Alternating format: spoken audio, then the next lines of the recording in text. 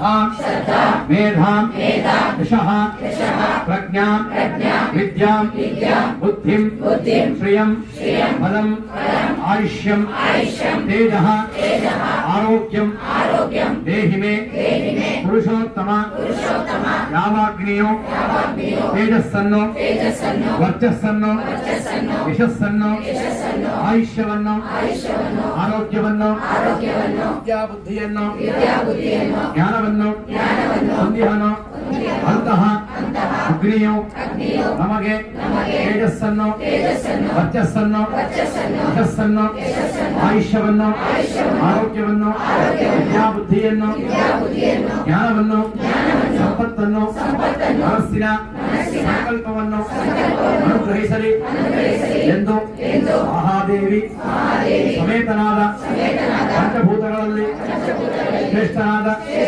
ಅಗ್ನಿಯಲ್ಲಿ ಪ್ರಾರ್ಥನೆಯನ್ನು ಮಾಡುತ್ತೇನೆ. ಭೂಮಿ ಹುಟ್ಟಿ ನಮಸ್ಕಾರ ಮಾಡಿ ಭೂಮಿ ಕೂಡ ಉತ್ಪಾದಮ್ಮ ಅಲ್ಲಿ ಹೊರಗಡೆ ಮಂಗಳಾರತಿ ಆಗುತ್ತೆ.